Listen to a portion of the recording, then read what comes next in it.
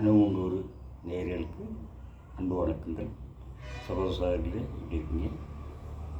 நல்லா இருக்கீங்களா? எனக்கு இது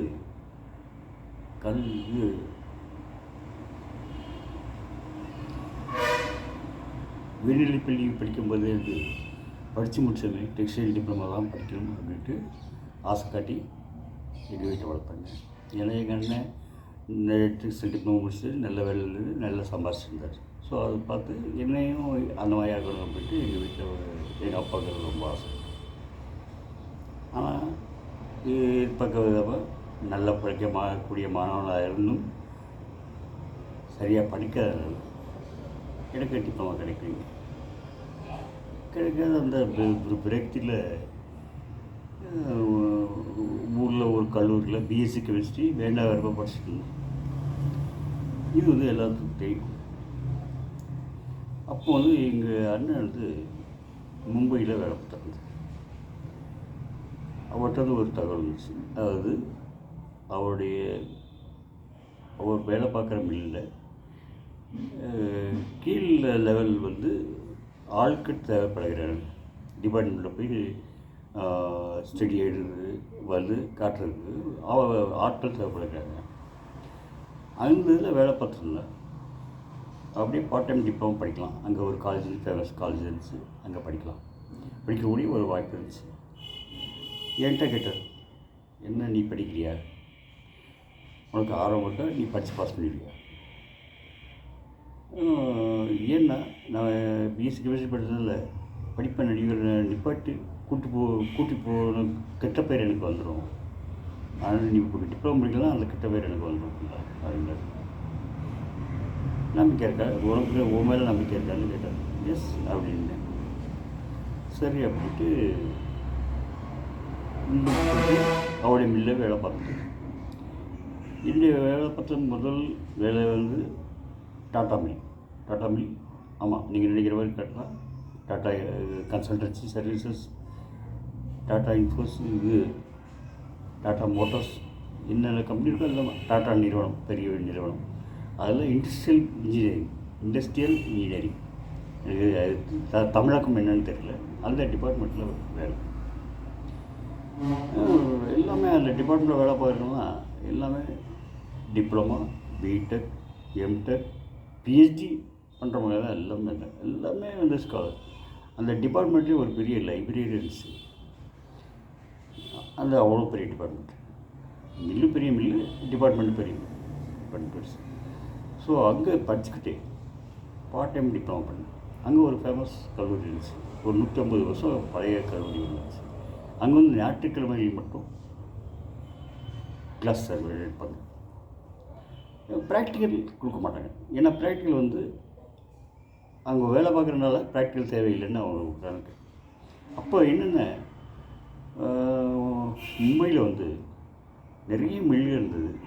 மில்லில் வேலை பார்க்குற அளவுக்கு சூப்பர்வைசர் தேவைப்படுற அளவுக்கு ஆட்கள் கிடைக்கல.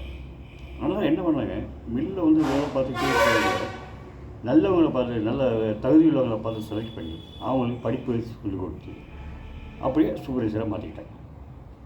அந்த ஒரு சிஸ்டம் அங்கே பாம்பே இருந்துச்சு. நான் வேலை பார்த்து அந்த பார்ட் டைம் டிப்ளமா படித்து பாஸ் பண்ணிவிட்டு அடுத்து சூப்பர்வைசர் போயிட்டாங்க. 5 வருஷம் ஆயிடுச்சு.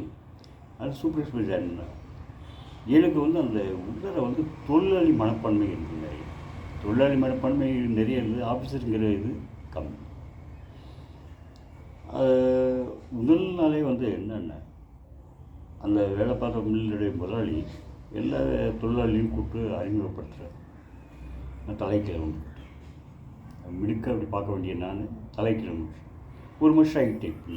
வெட்கப்படுறதுக்கு அவன் முதல் நாளே அவங்க தீர்மானம் பண்ணாங்க. சரி, இந்த அதிகாரி இன்னும் குழந்தைத்தில் மரமாக இருக்கார் அப்படின்ட்டு அதை வச்சு பட்ட பேரை வச்சுட்டாங்க. அப்புறம் கூட வேலை பார்த்த மேலதிகாரி கொஞ்சமாக ட்ரைனிங் கொடுத்தாங்க. அந்த ட்ரெயின் ஒரு 2 வருஷம் வேலை பார்த்தோம். சூப்பர் வேலை பார்த்த பிறகு இன்னொரு பெரிய மில்லில் எனக்கு வேலை கிடச்சி. பெரிய மில்லில் இப்போ வேலை செஞ்சேன். அந்த பெரிய மில்லில் போய் அட்ஜஸ்ட் பண்ணி பார்க்குற அளவுக்கு எனக்கு கெப்பாசிட்டி பார்த்தது. நான் கொஞ்சம் இது சுச்சுவேஷன் தகுந்த மாதிரி பண்ணுறதுல கொஞ்சம் ஸ்லோங்க. அங்கேயும் பெரிய மில்லையும் அதிகாரியாக இருந்தேங்க. என்று கடித உழைப்பை பார்த்து இம்ப்ரெஸ் ஆன அதிகாரி வந்து, சரி இவனை நல்லா இது பண்ணால் கொஞ்சம் முழுக்க வரக்கூடிய வாய்ப்பு இருக்குது அப்படின்னு அவன் எப்படி சத்தம் போடுறது அப்படிங்கிறத சொல்லிவிட்டேன். ரொம்ப டெக்னிக்காக தான் சொல்லிவிட்டேன். அங்கே ஒரு 7 வருஷம் நான் வேலை பார்த்தேன். 7 வருஷம் வேலை பார்த்தது என்னாச்சுன்னா, நிறைய ட்ரைனிங் கிளாஸ் போயிட்டு இது பண்ணி அதை பண்ண ஓரளவுக்கு ட்ரைனிங் கொடுத்தோமே அதை இதை வச்சுட்டு அங்கே ஒரு 15 வருஷம் மேலே வேலை பார்த்தேன். அப்புறம் வந்து இந்த தமிழ்நாட்டு பக்கம் வந்துட்டேன். தமிழ்நாட்டு பக்கம் 1993 ஹையஸ்ட்டு பெய்டு சூப்பர்வைசராக வந்து டெக்ஸ்டைல் யூனிட்டில். இங்கே வந்து பார்த்தா சுத்தமாக பாம்பேயில் உள்ள மும்பையில் இருந்த சூழ்நிலை வேறு, இங்கே இருந்த சூழ்நிலை வேறு. அங்கே நான் தான் ரொம்ப ஹார்ட் ஒர்க்குன்னு ஒரு கர்வம் இருக்கும், மண்டே கர்வம் இருக்கும். இங்கே பார்த்தா எல்லாருமே ஹார்ட் ஒர்க். ஆனால் அவங்களும் கூட போட்டி போட்டுட்டு அப்படியே படிப்படிவே ஃபஸ்ட்டு ஷிஃப்ட் இன்சார்ஜ் ஆகிட்டு அடுத்த லெவலுக்கு பீயிங் மேனேஜர் எடுத்து ஃபேக்ட்ரி மேனேஜர் எடுத்து ஜிஎம். ஆனால் எனக்கு என்ன ஒரே நாளில் என்னால் ஜிஎம் ஆக முடியும். போவேன் அடுத்த கிரேட்டில் இருந்து தொழிலேருந்து அதிகாரி ஆகும்போது அந்த அதிகாரி ஆகிறதுக்கு கொஞ்சம் நயம், கொஞ்சம் சில வருடங்கள். அப்புறம் அதிகாரிலேருந்து அடுத்த லெவல் ஷிஃப்ட் இன்சார்ஜ் ஆகுது, அதுக்கு சில வருடங்கள். அதிகாரியாக இருந்து விவிங் மேனேஜராக இருக்குது, அதுக்கு சில வருடங்கள். விவிங் மேனேஜர் ஃபேக்ட்ரி மேனேஜராக இருக்குது, அதுக்கு ஒரு 5-10 ஆண்டுகள். அப்புறம் ஜிஎம்மாக இருக்குது, 35 ஆண்டுகள் ஆயிடுச்சு. ஆனால் இதெல்லாம் கடின உழைப்பு தான், வேறு ஒன்றும் இது இல்லை. அதே மாதிரி எனக்கு நிறைய வந்து மேலதிகாரிகள் சப்போர்ட் இருந்துச்சு. என் மேலே ஒரு தனி பாசம் கொண்டு மேலதிகாரிகள்லாம் சப்போர்ட் பண்ணாங்க, நிறைய சொல்லிக் கொடுத்தாங்க. அதே மாதிரி மேனேஜ்மெண்ட்லையும் நிறைய வந்து ட்ரைனிங் ப்ரோக்ராம் அனுப்புனாங்க. தொழிலாளிகளை எப்படி ஹேண்டில் பண்ணுறது, மிஷினை எப்படி ஹேண்டில் பண்ணுறது, மிஷின் எப்படி கழட்டி மாற்றுறது, அந்த மாதிரி இது பண்ணாங்க. அப்புறம் வந்து எனக்கு வந்து ஒரு நல்ல வாய்ப்பு கிடச்சிது. என்னென்ன, இந்த 5th ஜென்ரேஷன் தறியில் வேலை பார்க்குறது ஒரு வாய்ப்பு கிடச்சிது. அது அப்படியே டெக்னாலஜி அப்கிரேடேஷன் பண்ணு, அது தொழில்நுட்பம் வளர நம்மளும் அதில் போய் வேலை பார்க்குறது, அது எல்லாத்தையும் கிடைக்காது.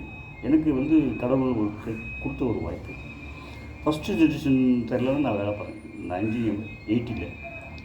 அது எப்படின்னா, அது வந்து சாதா பௌர்ணம் அதுதான் ஃபஸ்ட் ஜென்ரேஷன். அதுதான் 200 வருஷத்துலேருந்து வந்து ஓடிட்டு. அப்புறம் வந்து ஆட்டோமேட்டிக் லூம்னு அப்படின்ட்டு ஒன்று சொல்லுவாங்க, 2வது ஜென்ரேஷன். 3வது ஜென்ரேஷன் பார்த்தீங்கன்னா ருட்டிசி இப்படிம்பாங்க, கொஞ்சம் நவீனமான நியூ. அடுத்து 4வது ஜென்ரேஷன் பார்த்தீங்கன்னா சுல்ஜர் லூம் அப்படின்னாங்க. அது சுவிட்சர்லாந்துலேருந்து தயாரிக்கப்பட்ட நவீனமான லூம். அதுக்கு அடுத்து பார்த்தீங்கன்னா டொயோட்டா ஏர்ஜெட் லூம் அப்படின்னு ஜப்பானில் இருக்குது, சைனாவில் தாங்கிற எல்லா இடத்துலையும் தயாரிக்கிறாங்க. இப்போது அந்த 5th ஜென்ரேஷன்லையும் நான் வேலை பார்க்குறதுக்கு எனக்கு ஒரு வாய்ப்பு கிடச்சி.